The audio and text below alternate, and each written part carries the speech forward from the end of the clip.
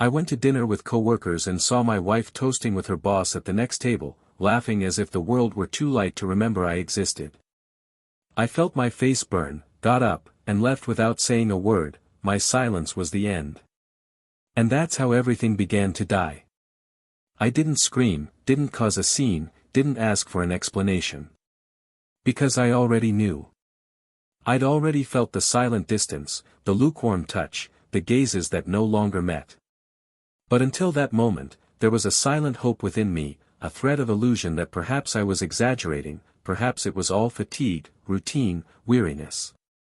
But when I saw her laughing like that, as if she were a teenager discovering her first love, as if the whole world were made only of possibilities and she were free of any ties, any memories, any commitments, I understood there was no longer room for me there.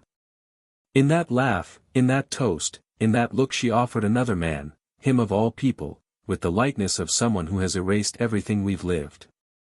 I don't know how long I stood there, watching. My colleagues around me talked, toasted, smiled, but my soul had stopped. It was as if time had slowed down just to force me to watch every second of that cruel spectacle. I wondered if she saw me. She didn't. Because those who love notice. Those who love, feel. Those who love never forget to look to the side, to remember the other's existence.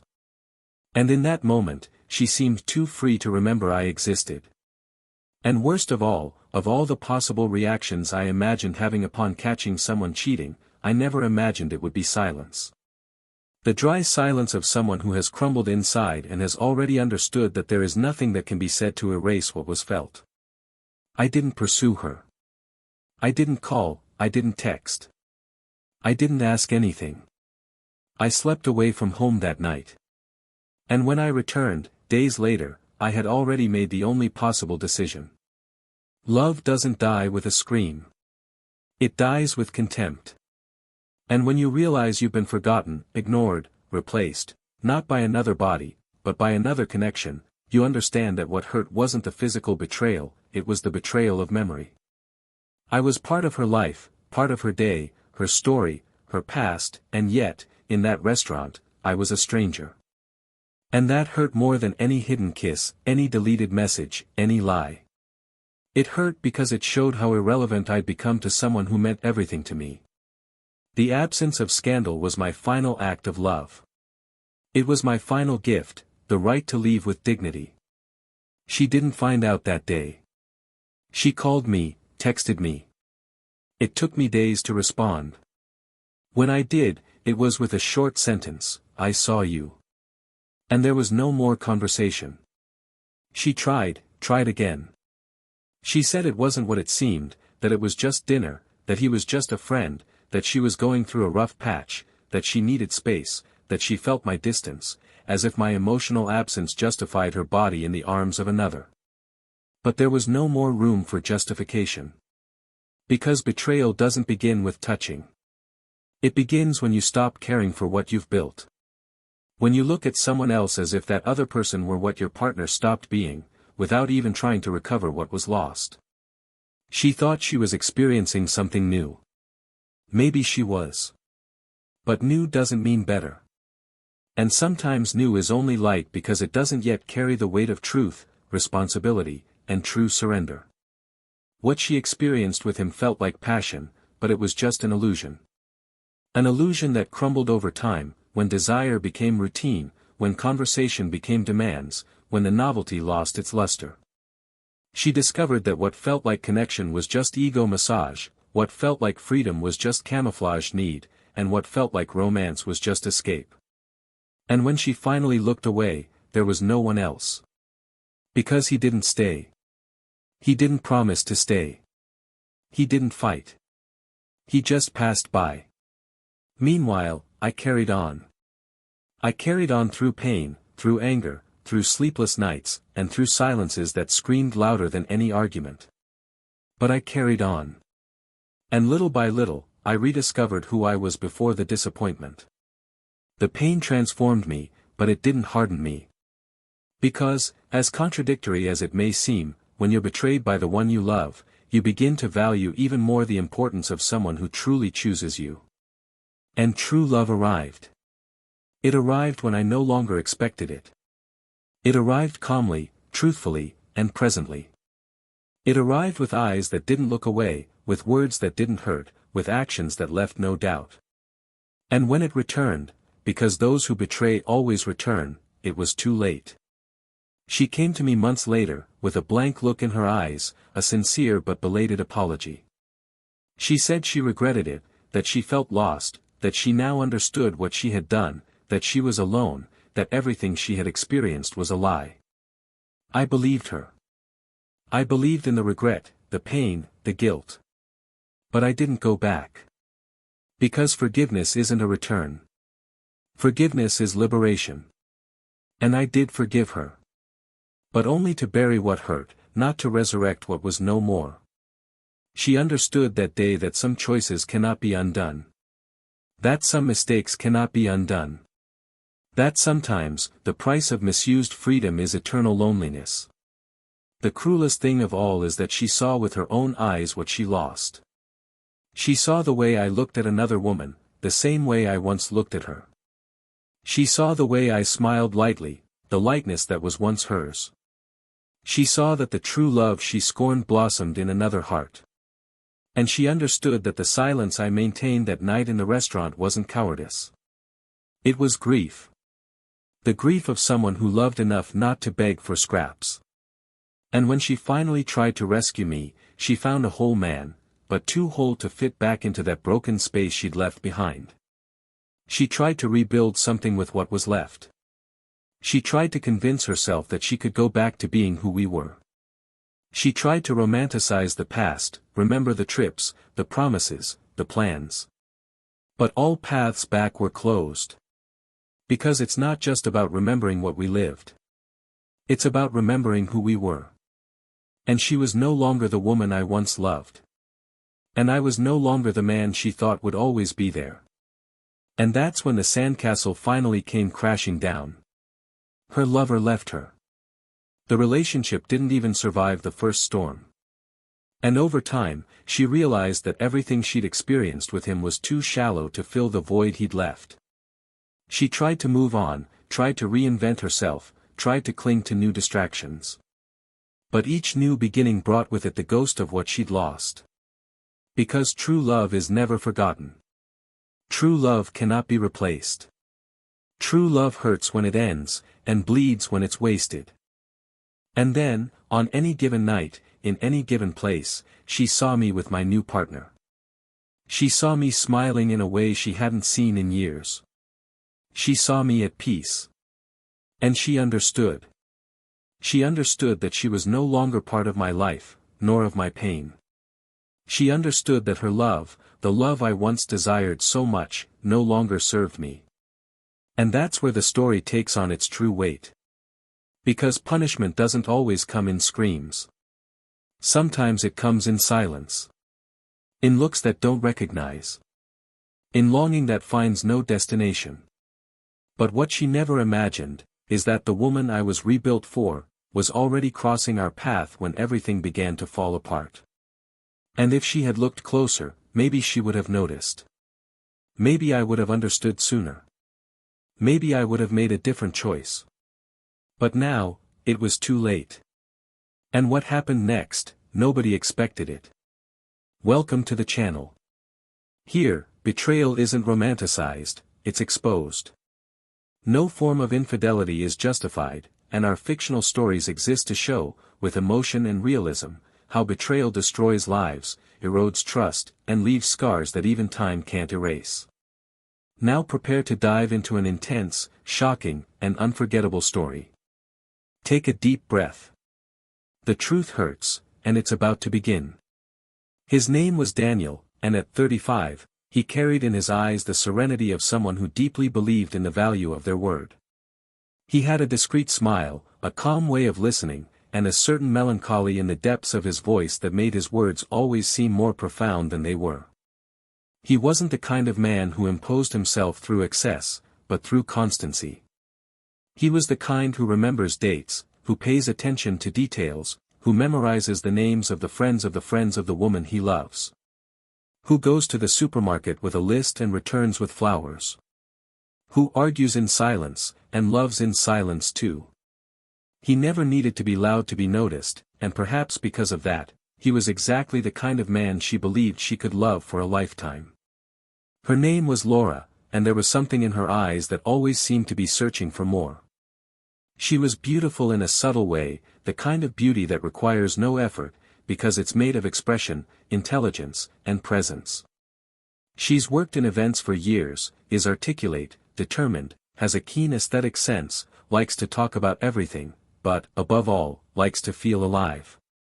Laura has always been intense, not in the impulsive sense, but in the sense that she lived each thing with total abandon. When she loved, it was completely. When she was hurt, it hurt deeply. And when she smiled, it was impossible not to smile along with her. She met Daniel at a gathering of friends, introduced by a mutual friend who swore they were perfectly suited. And they were, indeed.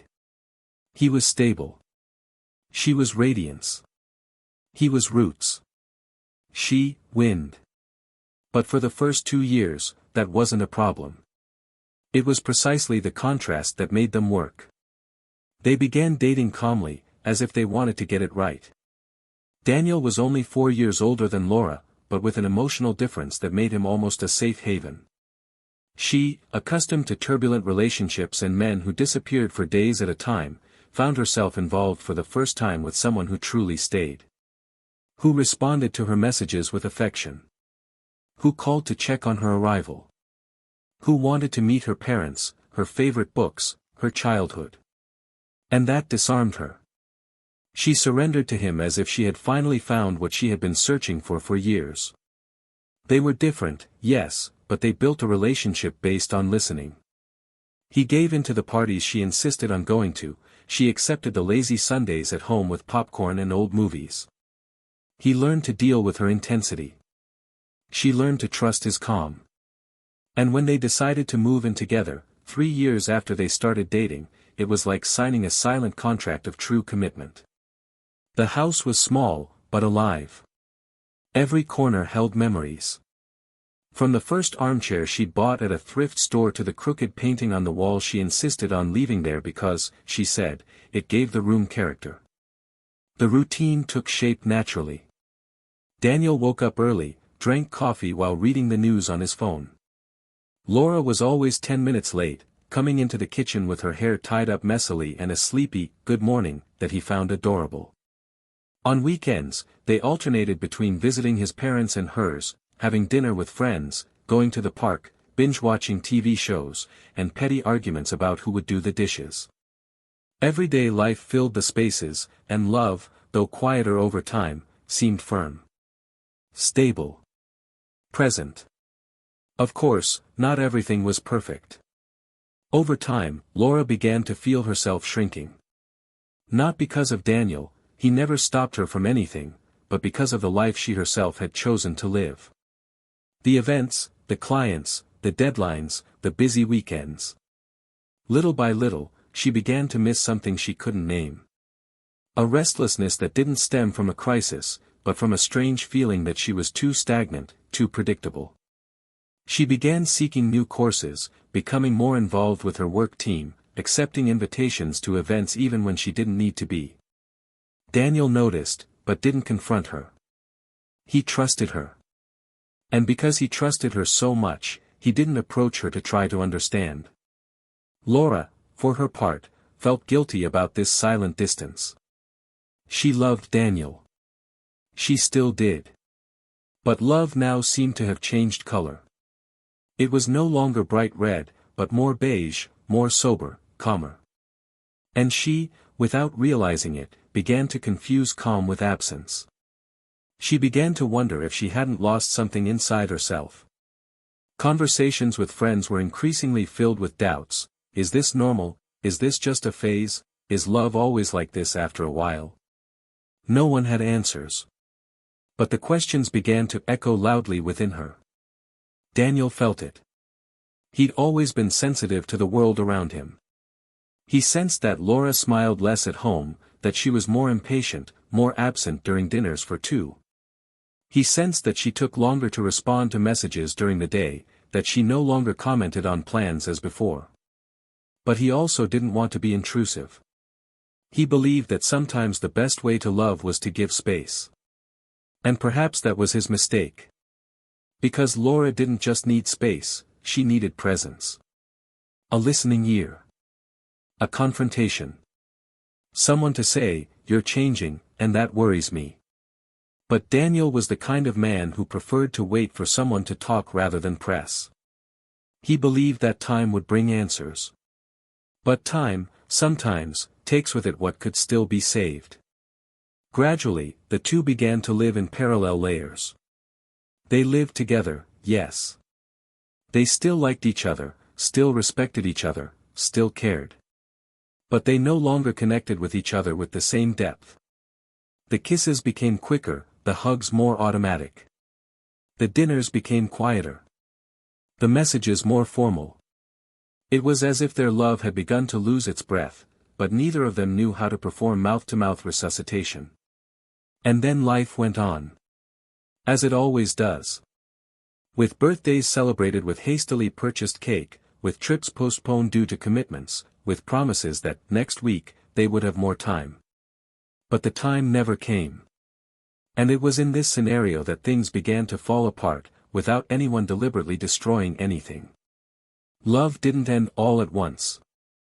It faded slowly, slipping through the cracks of routine, escaping in silence, getting lost in misunderstandings.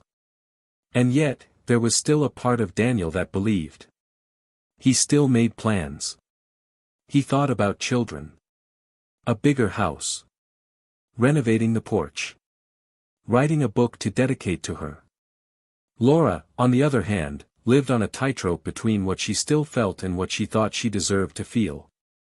She wanted intensity. But she didn't know that sometimes true intensity lies in constancy. And what is too light to have roots is too light to support the weight of true love. Life continued at a cruelly normal pace. Anniversaries came and went with timid celebrations. Good morning messages were replaced by practical everyday reminders. Displays of affection became memories rather than routines. And yet, in everyone's eyes, they were an exemplary couple. They never fought in public. They were always in photos together. They laughed together when they were with friends. But only they knew of the gap that was beginning to grow between them like an empty space in the middle of the bed. And in that space, anything could enter. Including things neither of them was prepared to face. But cruelest of all, in the midst of this comfortable silence, something began to stir. Something that seemed small at first, but would gain enough strength to turn everything upside down. Something that would test the limits of trust, pain, and love. Something that would completely change the course of two lives that, for so long, seemed destined to grow old together. What neither of them knew was that love would survive the first crack, but perhaps not the next. And once the fine line between desire and loyalty was crossed, there would be no turning back. Laura started leaving work later. At first, she blamed it on extra demands, an important event coming up, an unexpected meeting that dragged on, bad traffic at the end of the day. Daniel suspected nothing. He trusted her with an almost innocent naturalness. He wasn't the kind of man who scrutinized his phone, investigated signals, or collected evidence. He believed that love was sustained by freedom, and so he didn't question it. When she arrived tired, he had already prepared something to eat, asked how her day was, and listened attentively. Laura, on the other hand, became increasingly reserved. She spoke less, was more easily distracted, and seemed to be irritated by pleasantries. Sometimes, she would stare at her plate in silence, as if she were absent from her own body. And Daniel, even noticing these signs, tried to convince himself that it was all due to stress, work exhaustion, the burden of daily life. He believed that couples go through phases like these, that love doesn't die just because the other person is silent. But there was something in her eyes that she could no longer fake. The text messages became cold reminders. "I'll be late, I have dinner with a client, you can sleep without me." Daniel always responded with understanding. He didn't demand anything. And perhaps because of that, Laura felt even more guilty. But she didn't stop. The excuses increased, and with them, the frequency with which she strayed from her home life. He began to sleep with his cell phone on silent, face down. He would emerge from the shower hurriedly responding to messages. He would receive calls in the middle of the night and answer them outside the bedroom. Her gaze was always elsewhere. And Daniel, even if he didn't want to admit it, began to feel the shadow that looms when trust is betrayed without words. That strange emptiness that appears when the other's presence no longer welcomes, but hurts. One sunny Saturday, she suggested a training course in another city. She said it was a once-in-a-lifetime opportunity she couldn't refuse. She packed her bags too quickly, left with a kiss on the forehead, and departed with subdued enthusiasm. Daniel spent the weekend in silence, trying to believe her excuse, but feeling that something had profoundly changed.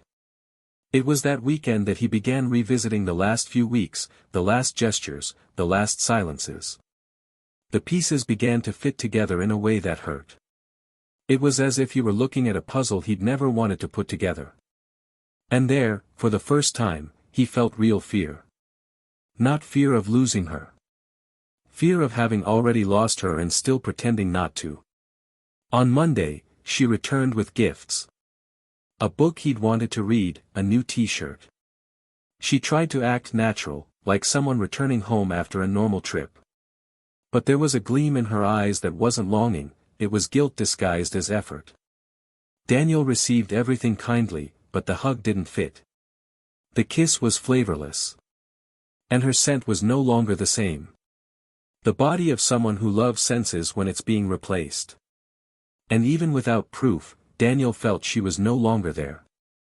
She no longer asked if he slept well, didn't comment on his days, didn't share the little details, and it was in those details that love once resided. Their weekends together became increasingly rare. When they were in the same space, they felt like two strangers sharing a roof. The silence between them went from comfortable to deafening. Laura tried to stay present, but she could no longer hide the disconnect. She started sentences she didn't finish, looked at her phone more than she looked at his eyes. And when they went out together, it felt like she was counting down to somewhere else. Daniel, with his quiet sensitivity, began to crumble inside. But still, he believed. Maybe out of fear, maybe out of love. He still made plans, still left notes, still spoke fondly of her when he was with friends. But his eyes no longer smiled. It was a Thursday night that everything began to change irreversibly. A coworker of Daniel's organized an informal dinner with some team members. Laura wasn't going, she already had another commitment and said she was exhausted and needed a night to herself. Daniel understood, as he always did. He went to dinner lightly, trying to distract his mind, which was already racing. When he arrived at the restaurant, he greeted his colleagues, sat at the table, ordered a drink, and tried to disconnect. But when he looked up, something broke inside him. At the next table, Laura was toasting with another man. Her laughter was free, her gaze complicit. They were too close to be mere colleagues, too intimate to be mere friends. The touch of their hands was subtle, but present. The kind of gesture that only those who love, or desire, perceive. Daniel didn't need to see a kiss. He didn't need to hear confessions. In that instant, he knew. Everything I suspected took shape. Everything that hurt had a face. It wasn't just suspicion. It wasn't paranoia. It was real. The woman with whom he shared his life, his home, his plans, his history, was there, before him, living another story with another man. As if he didn't exist. As if everything they'd experienced had been a pause between two beginnings. He didn't get up immediately. He stood there for a few minutes, watching. Trying to understand where everything had gone wrong. At what point the smiles had stopped being for him. At what turn of the road she disconnected and he hadn't seen it. His heart was beating like an out-of-beat drum, his blood felt too hot, his hands too cold. The silence inside him was louder than any scream. Betrayal, at that moment, was no longer a possibility. It was a confirmation. And the cruelest thing of all was the way she laughed. She laughed as if she were weightless. Too weightless to remember that someone still carried the weight of loving her. Daniel stood up slowly. He didn't make a fuss, didn't approach. He left unnoticed, like a disappearing shadow. He left with the dignity of someone who chooses to suffer alone rather than beg for empty explanations. His silence was the end. Not because he didn't want to fight, but because he understood that those who love alone build nothing but pain. And he wasn't willing to be the only one holding a bridge that had already been burned on the other side. In the days that followed, Laura tried to act as if nothing had happened. She sent messages, tried to maintain her routine. Daniel, on the other hand, sank into absolute silence. He distanced himself. He didn't argue, didn't demand, didn't question. He simply remained silent. And this silence said it all. It said he had seen. That he had understood. That he had accepted the end, even though he hadn't chosen it. Laura felt the change, but she didn't know how much he knew. She tried to make conversation, to recapture what was left. But the connection was gone. And little by little, the weight of guilt began to manifest. What had once seemed light now hurt. What was new began to feel empty. And what she had left behind was beginning to show its value. But it was too late. Daniel was no longer the same. And when she tried to reach him, she realized she might never be able to again. I still didn't know what he knew. I still didn't understand what he felt. But soon, everything would come to light. And the truth she had tried so hard to hide, was about to be revealed. Daniel's silence stretched on for weeks. There were no confrontations, no tears, no shouting, but his absence was piercing. And Laura, who had previously pretended not to understand, began to feel the weight of every word he left unsaid, every look he failed to hold, every gesture that no longer occurred. Breakfast was made, but never shared. The bed was shared, but never shared by both. The questions were limited to the basics, and the answers came dry and measured. Daniel wasn't an explosive man. He was the kind who knew how to kill a love with elegance. And Laura began to suffocate inside her own home. One Sunday morning, she tried to break the ice. She told him she missed him, that they were distant, that she felt something strange between them. Daniel just looked at her and replied with a calmness that hurt more than anger, "Do you miss me, or what I was when it was just you and me?" The question hung in the air like a slow poison. Laura tried to touch his hand, but he discreetly pulled away. It was this kind of refusal that hurt her most, the silent refusal, the emotional absence that spoke louder than 1,000 accusations. She knew he knew. But she didn't know how far he had gone. And it ate away at her insides. One night, Laura came home to find the living room dark except for the kitchen light. The smell of freshly brewed coffee and the muffled sound of old music filled the room with an uncomfortable nostalgia. Daniel was sitting at the table, an envelope in his hand.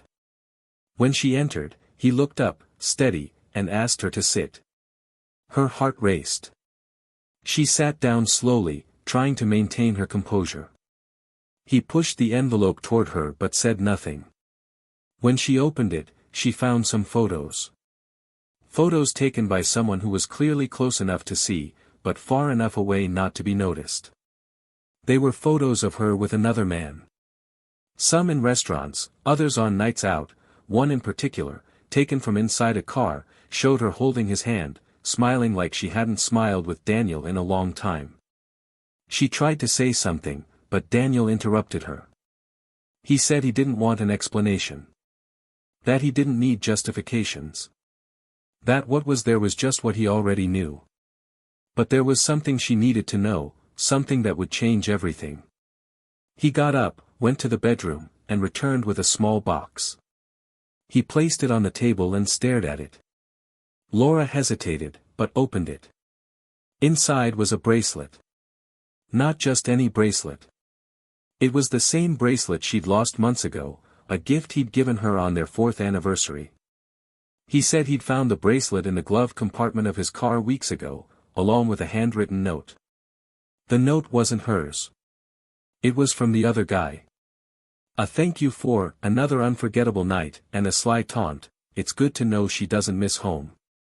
Laura closed her eyes. The air seemed thicker, the sounds around her more distant. She wanted to speak, wanted to apologize, wanted to say that none of this was what she truly wanted. But Daniel didn't give her any space. He said what hurt most wasn't the fact that he'd been betrayed, but the way she'd replaced him without remorse. How she'd managed to smile at him and someone else at the same time. How she'd made dinners feigning normalcy after nights spent sleeping on another chest. He said he felt like a dead man living beside her. That she'd taken from him not only his love, but the dignity of being the last to know. Laura cried. The tears flowed uncontrollably. She tried to touch him, but he recoiled. He said her touch no longer reached him. That there was no longer a home for that love.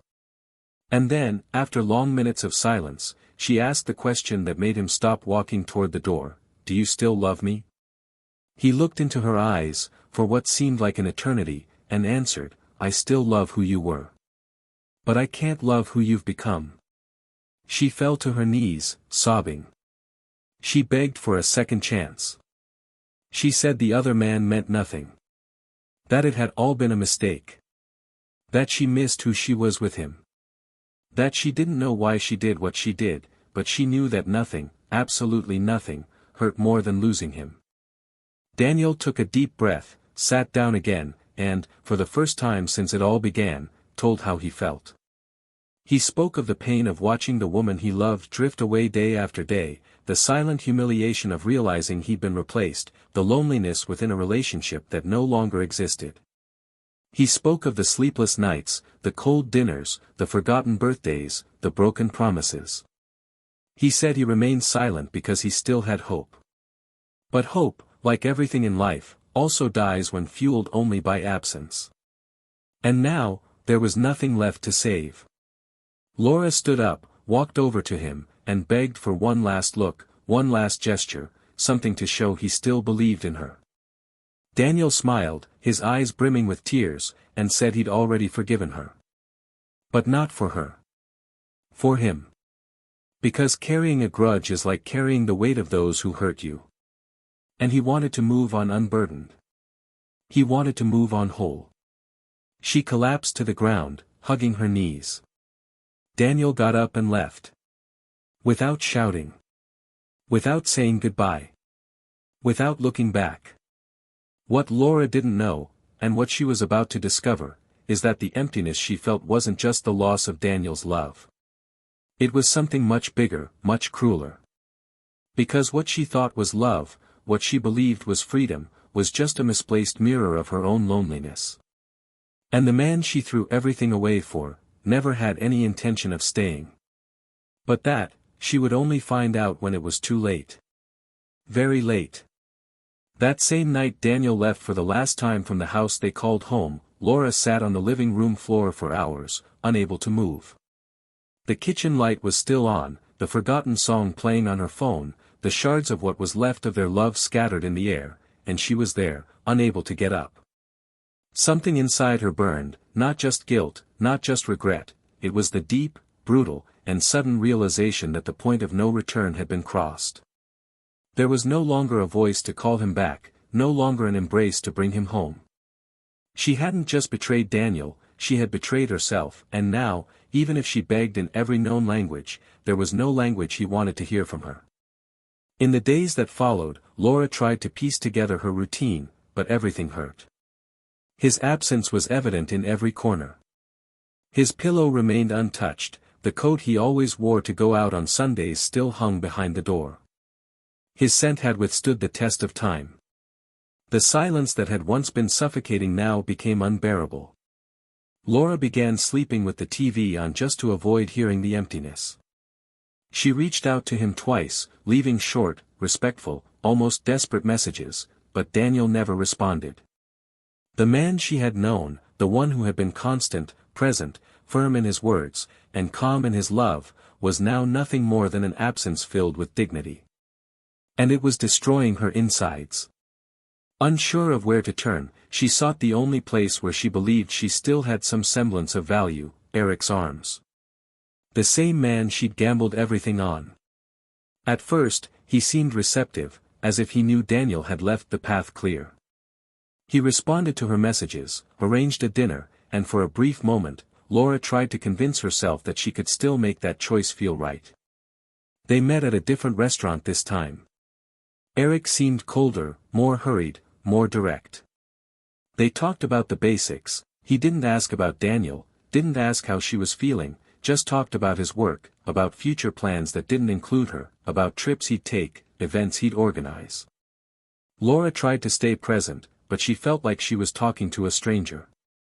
And then, between glasses of wine, she took a chance. She told him that things between her and Daniel were over, that she was trying to start over, that maybe now they could experience something real. Eric just smirked and muttered something like, "I don't know if now is the time," cutting the conversation short with a comment about the food. That night, she slept alone. He didn't walk her home. There was no goodbye kiss, no promise to meet again. Just a quick wave, a curt, "take care of yourself," and the sound of the car door closing like the period of a poorly written sentence. It took Laura a while to understand what that meant. Or perhaps she understood immediately but resisted accepting it. Days went by without any message from him. When she tried to contact him, he didn't respond. A week later, she saw him, by chance, in a cafe with another woman. They were laughing. The woman was holding his hand, as she had done weeks ago. He saw her. He gave a slight wave, as if greeting a coworker, and then turned his attention to the woman in front of him. It was like a punch in the chest.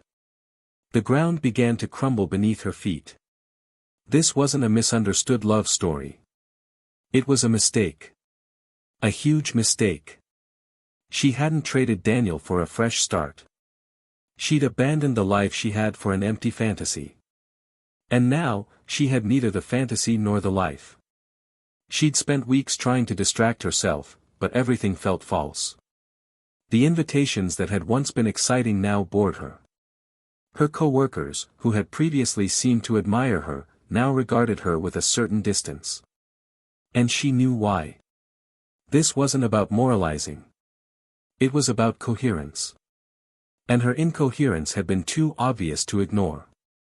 She began to feel a heaviness in her body, an emotional exhaustion that dragged her along. Nothing had taste, color, or meaning anymore. One night, after weeks of trying to resist, she went to the house where Daniel was living. She'd learned the address from a mutual friend, arrived unannounced, her hands sweaty and her heart in tatters. He answered the door with surprise. He looked different. His hair was slightly longer, a beard he hadn't had before, and his gaze was serene. He wore a simple t-shirt and held a book in his hands. Laura could barely speak. She simply said she needed to see him. That she needed to tell him how she felt. Daniel let her in. They sat in silence for a few minutes. She on the sofa, he in an armchair across the room.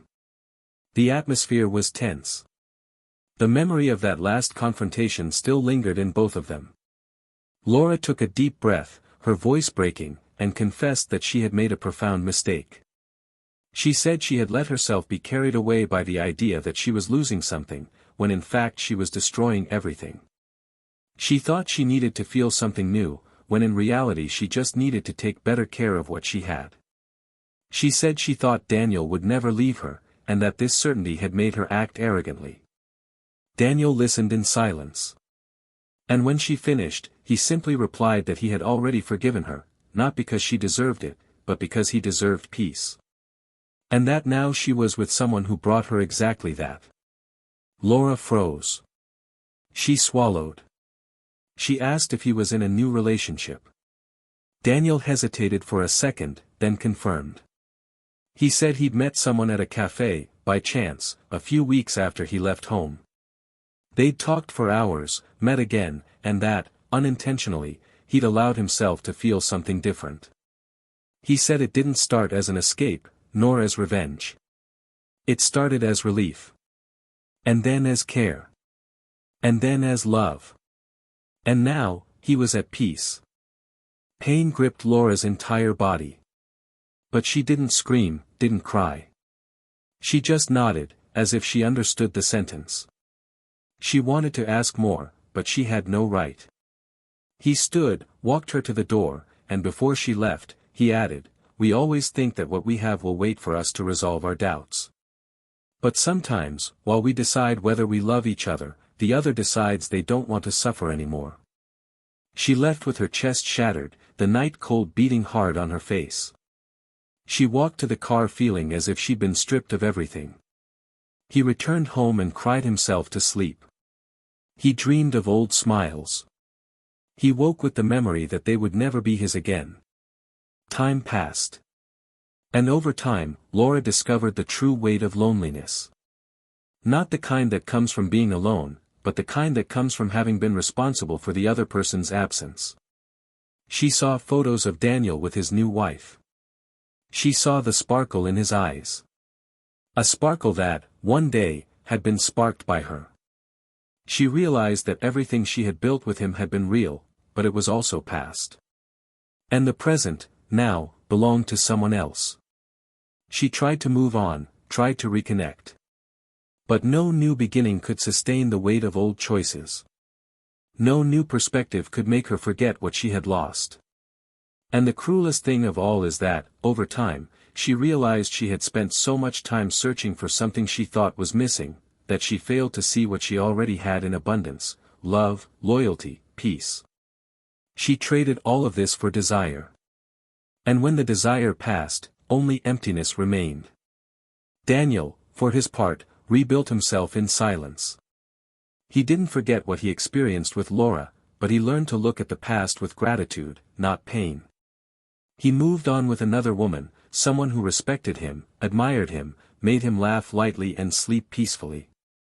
And when, by chance, he ran into Laura again months later, he greeted her politely but without emotion. She, with teary eyes, apologized once more. He smiled and replied, "I forgave." But only to close what still hurt. Not to reopen what's already over. And in that moment, Laura understood. She understood what she'd lost. She understood what she'd caused. She understood what would never return. And the most painful part wasn't forgiveness. It was realizing that, this time, he no longer hurt. And that she was no longer part of his story. She was just a closed chapter, and forgotten by those who had learned to love again. Laura left that last conversation with Daniel as if returning from a funeral, not of someone, but of herself.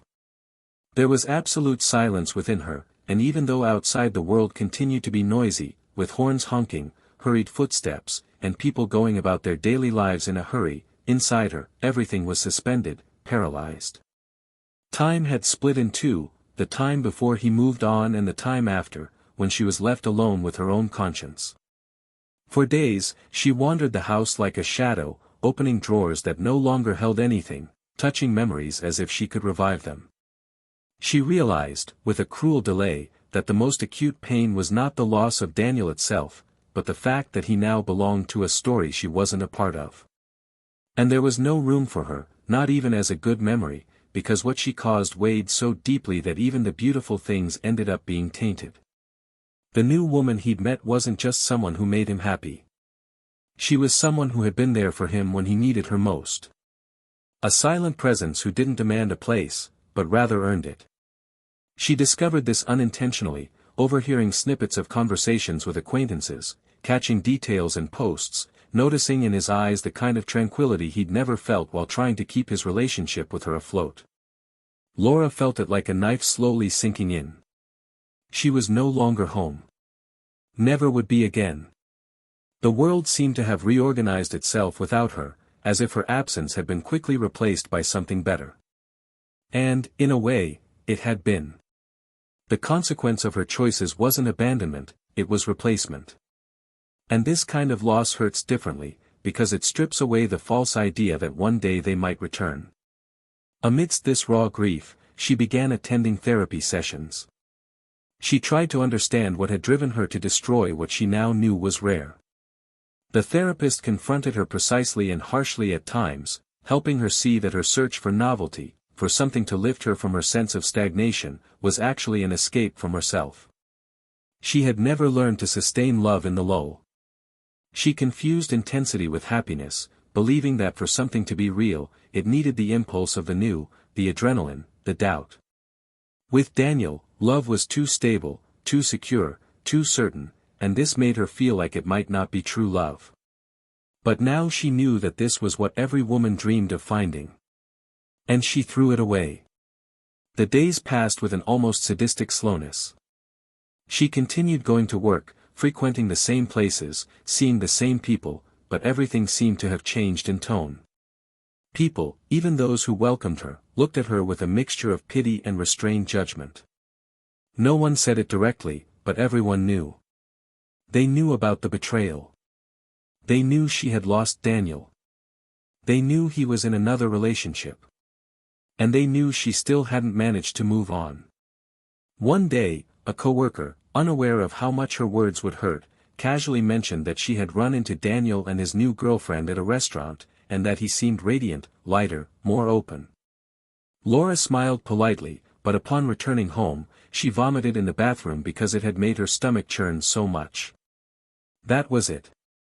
He was fine. And she, despite all her efforts, remained a wreck. She began to reflect on what true love truly was. She realized that love isn't about constantly feeling ecstatic, but about having someone who stays when the world seems to fall apart. And Daniel had been that for her. Someone who stayed. Who listened. Who tried. Who waited. And who, even when hurt, had enough empathy not to hurt her back. And now that he was with someone else, there was no desire for revenge in his demeanor, no display of superiority, nothing that indicated he wanted to make her pay. He had simply followed. And this indifference was the most painful punishment. Because when someone ignores you, it's because they've outgrown you. But when someone outgrows you with tenderness, it's because they've forgiven you. And forgiveness, in certain cases, is what kills forever. On the days she tried to leave, Laura found herself surrounded by empty men. Shallow conversations, predictable intentions, impatient looks. None of it filled the space Daniel had left. The problem was that the space wasn't physical, it was existential. No new gesture of affection could erase the memory of the care she had given and scorned. She began writing letters she never sent. Texts in which she poured out everything she felt, everything she remembered, everything she wished she could erase. She kept these letters in a box at the back of her closet, as if there she could control what she couldn't forget. Sometimes, I wrote to him. Other times, she wrote to herself. And some nights, he wrote to the woman who now occupied the place that had once been his, wondering if she knew how lucky she was. One of those nights, after rereading one of the letters, Laura decided to visit her mother. She hadn't spoken about Daniel with her in months, avoiding the subject. But that night, she needed to hear another voice that knew her deeply. They sat in the kitchen, drank wine in silence, and then Laura told her everything. She recounted the beginning of the estrangement, the affair with Eric, the fall, the attempt at rapprochement, the discovery of Daniel's new love. Her mother listened in silence. When she finished, she waited a few seconds and said something that completely shattered her. You loved Daniel so much, and that's exactly why you lost him. Because the love you felt for him wasn't enough to fill the void inside you. Laura cried like a child. And she cried not because of the words, but because she understood they were true. It was at this point that she began to accept that their story was over. Not by chance. But by responsibility. That love alone cannot bear the weight of neglect. That even the most faithful, the most patient, the calmest, leave when the other's absence becomes a presence of pain. And she had been too much absence. She had become blinded by her own dissatisfaction. And now, she saw everything too clearly. As the months passed, the pain began to settle. It didn't go away. It never goes away completely. But it became less pronounced. Laura dedicated herself more to therapy, started a new course, and started painting again in her spare time. She learned to embrace silence as a space for reconnection, not as punishment. She learned to be alone without feeling rejected. She began to rebuild herself, not to return to who she was with Daniel, but to become someone deserving of the kind of love she once had. Someone who, if you ever love again, won't let the essentials slip through your fingers. A year passed. And one cloudy afternoon, walking through a local fair, she saw him. Daniel, walking hand in hand with the woman who was now his partner. They were laughing at something silly, sharing popcorn, walking slowly as if in no rush to get anywhere. Laura stood still for a few seconds, unsure whether to hide or approach. But he saw her. And with the same lightness as always, he smiled from afar and nodded. There was no coldness. There was no awkwardness. Just a calm recognition of two paths that had once been one, but now headed in different directions. She smiled back, and in that gesture there was something new. There was pain, yes, but there was also acceptance. He knew he couldn't change what he'd done. But now he knew, with all his soul, the value of never repeating the same mistakes. Because betrayal doesn't just kill the other person.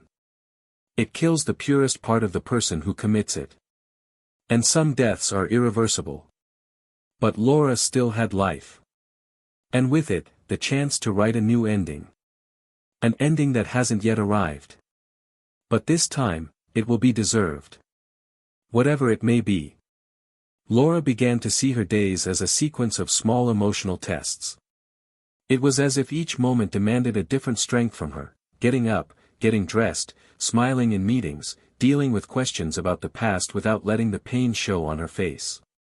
The world around her seemed to move at a regular pace, and no matter how hard she tried, she still walked at an irregular pace, as if her body had learned to live but her soul was still relearning to breathe. Some nights were still heavy, and others, quietly bearable. But there was a subtle difference now. She no longer expected Daniel to return. She no longer harbored fantasies of reconciliation, no longer idealized emotionally charged reunions. Accepting had been the most painful step, but also the most liberating. Accepting not only that the love was over, but that it was now experienced by someone else, with a different intensity, in another story of which she was no longer a part. She began to examine her own decisions more closely, not as a form of self-punishment, but as an exercise in clarity. Everything she'd experienced with Eric, the entire relationship built on the shaky foundation of desire and dissatisfaction, now seemed almost absurd. She tried to imagine what would have happened if she'd broken up with Daniel before getting involved with another man, if she'd been honest enough to admit the crisis instead of seeking excitement elsewhere.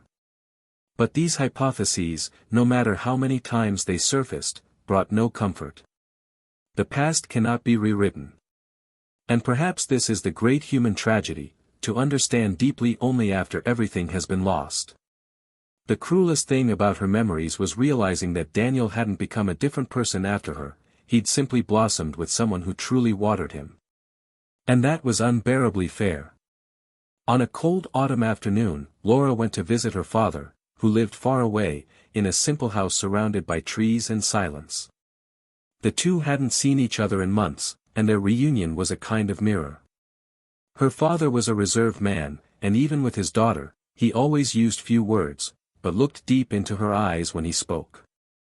They sat on the porch, and she told him everything, the story with Daniel, the betrayal, the separation, his new life. He was silent for a while, then commented, "We think great losses come with an explosion.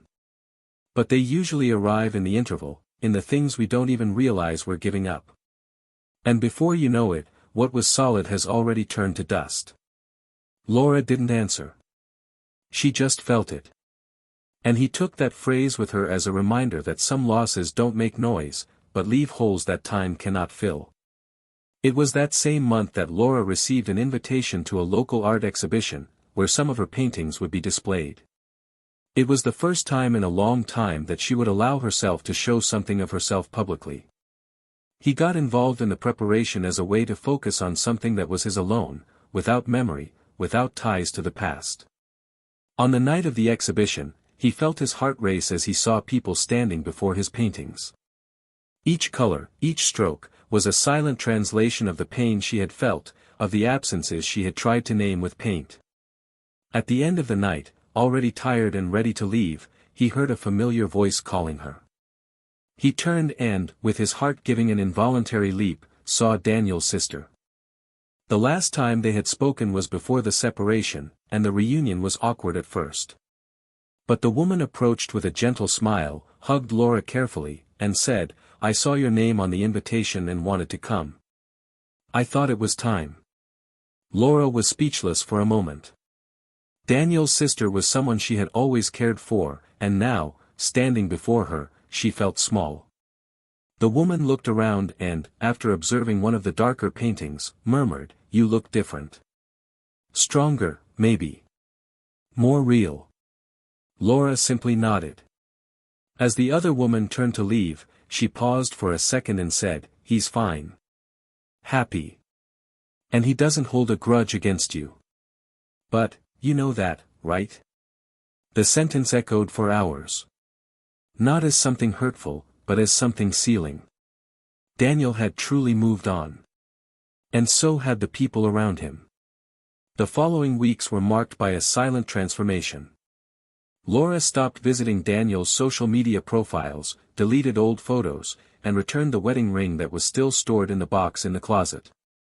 She began taking long walks alone, without headphones, simply listening to her own thoughts.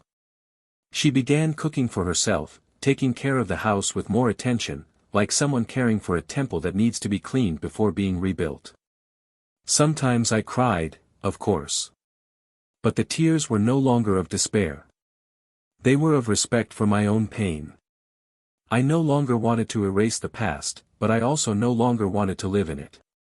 I was learning to treat the scar as part of my body, not as an open wound. One day, she received an unexpected invitation to speak at an event about personal new beginnings. Someone had read an article she'd published anonymously on a blog about emotional experiences and new beginnings, where she discussed self-sabotage, loss, and emotional reconstruction. The idea of sharing her story made her feel a bit uncomfortable, but she accepted. During the talk, with the microphone in her hands and the warm stage light on her face, she didn't talk about Daniel or Eric. She spoke about choices. About how the rush to feel something different can rob us of what was essential.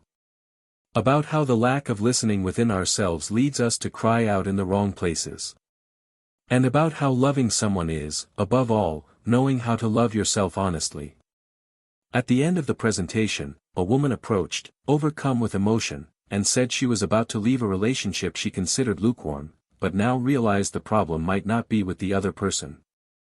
She said she would return home and talk to her husband, truthfully, courageously, and with presence. Laura hugged her and felt that, even in her pain, she had created something good. A movement, an awareness, a possibility to prevent others from making the same mistake she had made. It was as if she was beginning to give back to the world what she had learned in the most painful way possible. Later, as she left the auditorium, she was surprised by a light drizzle and a light wind. She walked alone to her car, feeling, for the first time in a long time, whole. Not healed, not ready, but whole. She knew it would still take time before Daniel's name stopped hurting, until another person's touch stopped making her think of comparisons. But she also knew the worst was over. And that now, all that would come would be construction. Even if slow. Even if lonely. Even if uncertain. Her reunion with Daniel at the fair, weeks before, had left a silent mark.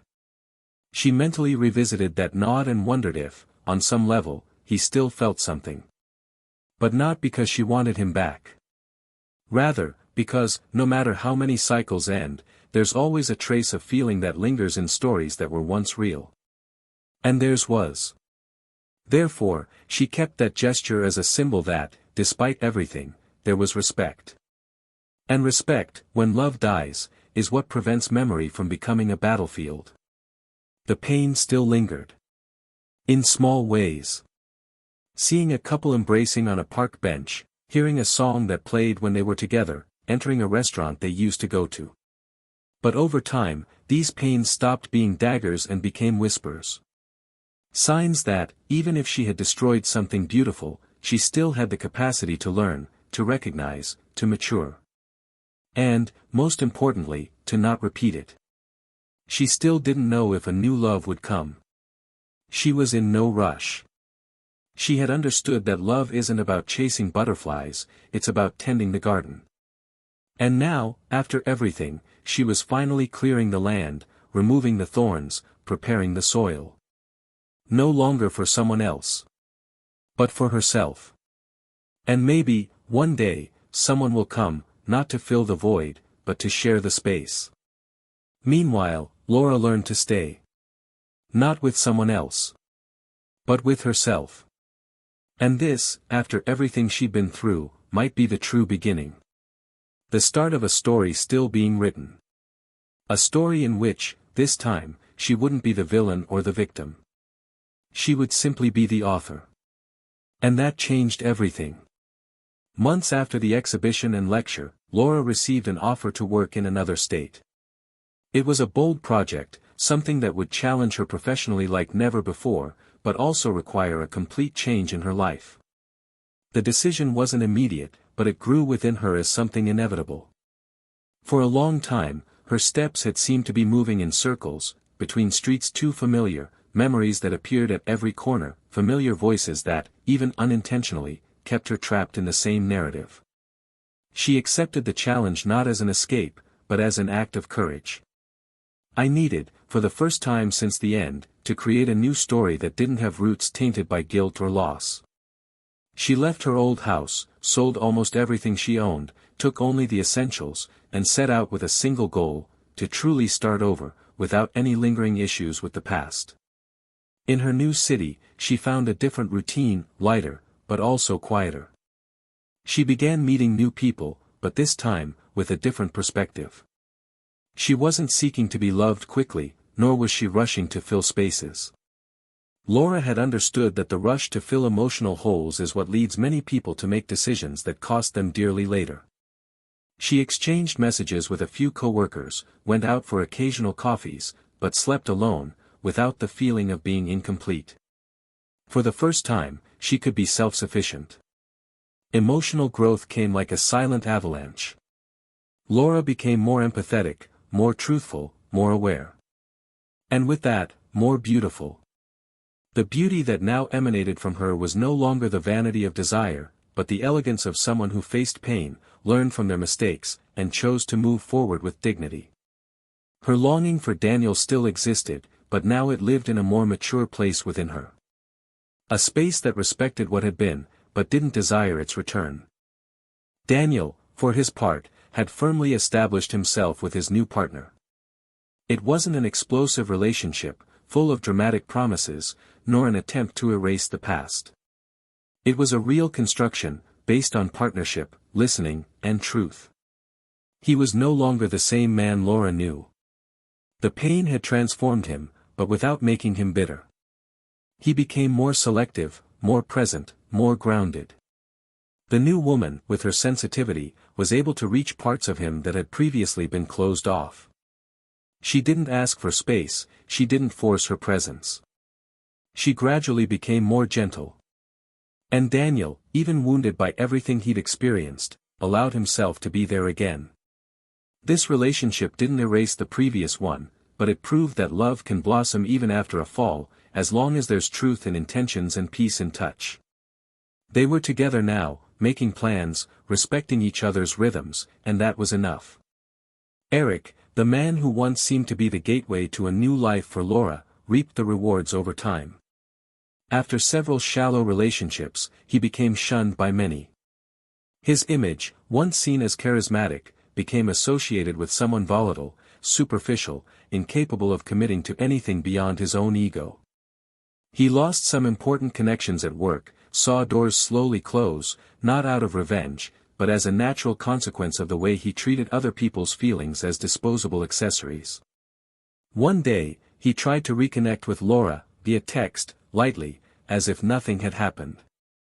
She saw him, but didn't respond. Not out of contempt, but out of understanding. She finally understood that this man never had the depth to accompany her on the path she was now treading.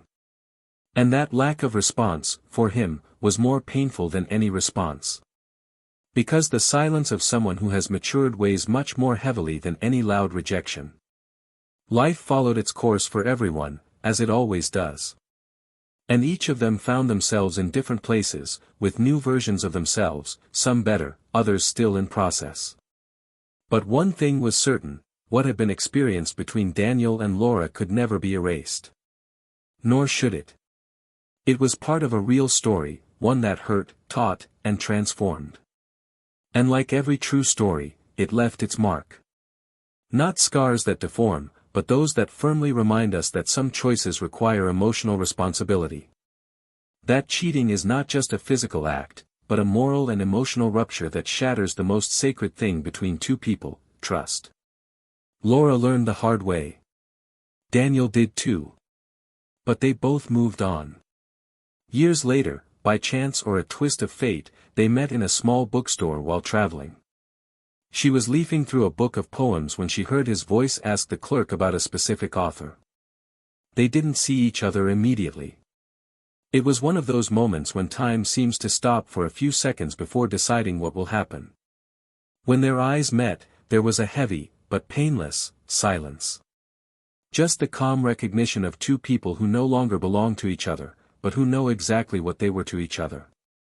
They talked for a few minutes, like acquaintances sharing a beautiful but distant memory.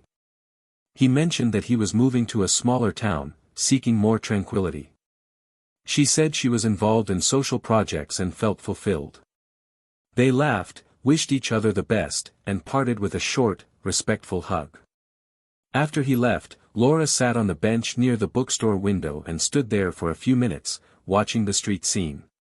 She didn't cry, she didn't tremble, she didn't feel anguish. She just smiled. Because she understood that true forgiveness doesn't happen when someone tells you they forgive you. It happens when you face everything that destroyed you and realize it no longer dominates you. That the pain has passed, that the guilt has become a learning experience, and that love, even lost, has left you a stronger, truer, and more self-aware version. If you've made it this far, you were certainly touched by this story. Now we want to know, what did you think? Do you believe Laura deserved a second chance? Did Daniel do the right thing by moving on with someone else? And you, have you ever experienced something similar? Comment below, we'd love to hear your opinion. And of course, if you're not yet subscribed to the channel, subscribe now, turn on notifications, and don't miss any of the upcoming stories, which, like this one, are created to move, reflect, and transform. This story leaves us with a powerful message: betrayal destroys much more than trust. It breaks up homes, shatters the purest bond between two people, and often kills a love that could last a lifetime. All because of an impulsive choice, a lack of communication, an escape from oneself. May this story serve as a mirror for many. May it show, with rawness and beauty, that betrayal is not just a mistake, it's a decision that exacts a high price. And, almost always, those who betray pay with the loss of what they can never have again, the respect and sincere love of someone who only wanted to stay. And as we always remind you here, this channel does not support, encourage, or romanticize any kind of betrayal. Our stories are fictional, but their impact is real, because they reflect situations that happen every day, and that leave deep scars on those who experience them. Thank you for following us until the end. And until the next story.